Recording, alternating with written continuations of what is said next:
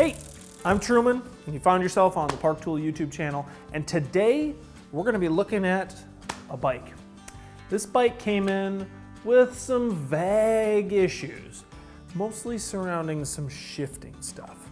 So first thing I'm going to do is I'm going to get ready to work on this bike, so I'm going to throw some safety glasses on, magic gloves, and the first things first.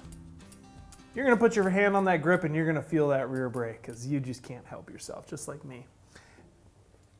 It feels good, nice, solid, no rubbing. All right, we're good. Now, since your hand is already here, we're gonna start running through the gears.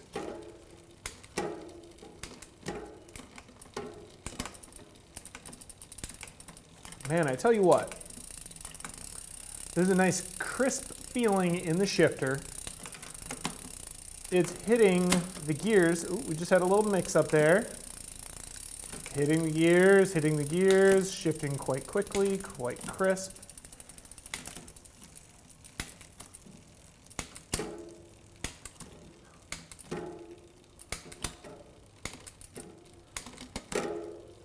I'm getting like a weird feeling.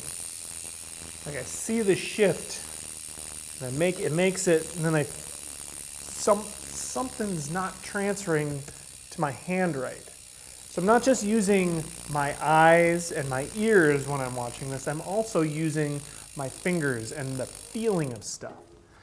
And as I'm going through this, you get that clunk, and you kind of get this vague feeling. Huh. But everything's shifting really well. So normally, my first guess, start getting clunks, start getting kind of that vague feeling, loose cassette. So let's pull this rear wheel off and let's verify that that is in fact tight. Before that though, another way to identify a loose cassette is by taking the cassette in your fingers, trying to rock it back and forth. This one doesn't have any rocking. Now I'm going to hold on to the largest cog and I'm going to grab one of the smaller, usually one of the threes, and I'm going to try and rotate them independently of another. One in one direction, one in the other direction. And often, they will move just a teeny tiny little bit, just the tolerance from the spline pattern on the free hub body and the cassette. Just that little bit of lash there. But I'm not feeling that. The cassette still could be loose, so we're going to pull it off and give it a test.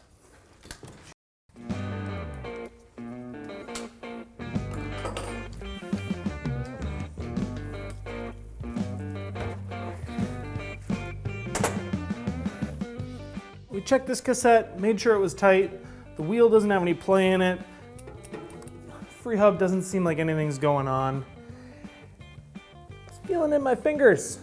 Something going on up here maybe. Maybe a loose bottom bracket. Let's see, get that into the gear it wants to be in. So we're going to take this crank, kind of rock it back and forth, give myself a reference point. So in between the crank, I'm going to have my hand on both the crank and on the frame because it'll be moving independently.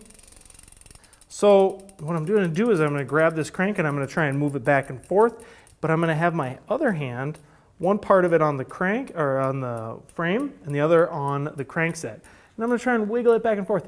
And I'm using the frame as a reference point. So it'll really amplify if there's any play in this crank arm. And I'm not feeling anything at all. So, crank's got to be feeling good.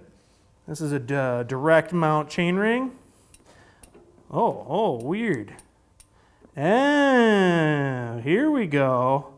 So if you take this chainring and you wiggle it like this, back and forth, kind of like we were doing with the cassette, there's no play. But kind of like with the cassette, we took that same action and we started rotating it back and forth. And you can see there's just a teeny bit of movement in that. A little bit of lash. So this chainring is held in two different ways. There's a spider and the chainring itself is bolted on there with some proprietary screws. And there's no play in between those. So this whole piece, this whole chainring assembly, is held on with a lock ring. So I'm guessing that we're going to be able to pull this crank off tighten that lock ring, and then everything's gonna feel great again.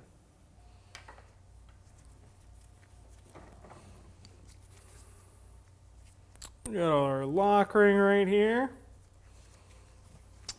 Matches up with the LRT4. There it's engaged. Look at that, loose. Give it a quick tighten. We're gonna verify the torque here. If you're running a crowfoot on your device, you're gonna wanna make sure that that crowfoot is at 90 degrees from your length dependent torque wrench. All click style torque wrenches are length dependent. We're gonna push that, get that on there, and boom, we're good to go. All right, so we're back in the stand. Everything's back together. Shifting through here.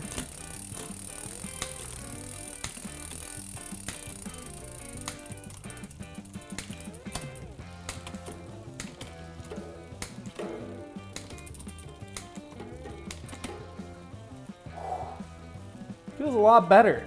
And the feeling in my hand is gone. So that was what I was feeling, was this lock ring being loose. So I think what we're gonna have learned here today is paying attention to all of your senses and give them all a little bit of credit. And you should get out there, get your hands or your gloves dirty, and we'll see you next time on the Park Tool YouTube channel.